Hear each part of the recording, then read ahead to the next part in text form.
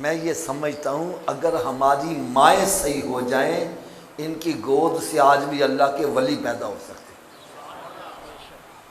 یار وہ بھی تو ماں ہی تھی نا، بیٹے سے کہتے ہیں بیٹا جاؤ قرآن پڑھنے کے لیے، بیٹا مسجد میں جاتا ہے، مولوی صاحب کہتے ہیں بیٹا پڑھو بسم اللہ الرحمن الرحیم، کہہ رہے تھے مجھے یاد ہے، اچھا پڑھو الف لام میم ذالک الکتاب لا ریب، کہتے ہیں یہ بھی یاد ہے، سیقول السفہاء من الناس ما ولاھم، کہتا ہے یہ بھی یاد ہے، تلک الرسل فضلنا بعضهم علی بعض، تیسرا پارہ، کہتا ہے یہ بھی یاد ہے۔ مولوی صاحب حیران ہو گئے، چھوٹا سا بچہ بات کیا کر رہا ہے؟ پوچھا پترا تن کنا یاد ہے؟ کہنے لگے جی 18 پارے میں نے زبانی یاد نہیں۔ کنے؟ بیٹا 18 پارے کہاں سے یاد کر لیے؟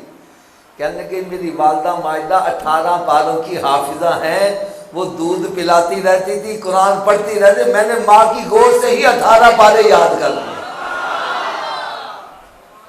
ارے یہی بچہ آگے چل کر غوث اعظم بن جاتا ہے۔ آج ماں دودھ پلا رہی ہے، گانے گا رہی ہے، منہ تر ٹی وی شریف ہے، ارے بچہ بھی گود سے نکلتا ہے، وہ بھی 18 گانوں کا حافظ ہوتا ہے، پہلے خود ناچتا ہے، پھر گھر والوں کو انگلی پہ نچاتا ہے، پھر آ جاتے ہیں مولوی صاحب کوئی تویز ہے گا جیتے دے دیو، بچے تنگ بڑا کر دے جے۔ میں نے کہا اب مولوی کا تویز وہاں کیا کرے گا؟ میرے آقا صلی اللہ علیہ وسلم نے پہلے فرما دیا بچہ گیلی چھڑی کی مانند ہے، جدھر موڑو گے مڑ جائے گا۔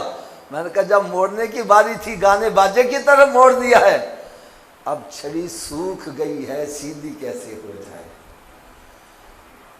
اللہ کرے ہماری مائیں ابتدا میں ہی بچوں کا رخ مدینہ شریف کی طرف کر دیں، ارے بچے پیدا ہو نیک صالح ہوں گے، یہ ماں باپ کے لیے بخشش کا ذریعہ بنتے چلے جائیں گے۔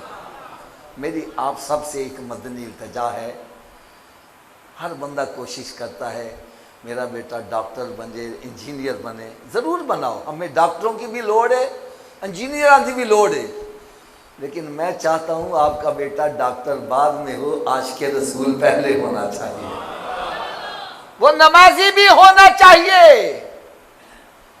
میں یہ بات دعوے سے کہنے لگا ہوں کہ جتنی مرتبہ نمازی بچہ ماں باپ کے لیے بخشش کی دعا سے کر سکتا ہے، بے نمازی کبھی بھی نہیں کر سکتا۔ نمازی بچہ جب بھی اتحیات میں بیٹھے گا کہے گا ربنا اغفر لی، فجر میں، ظہر میں، عصر میں، مغرب میں، شام میں۔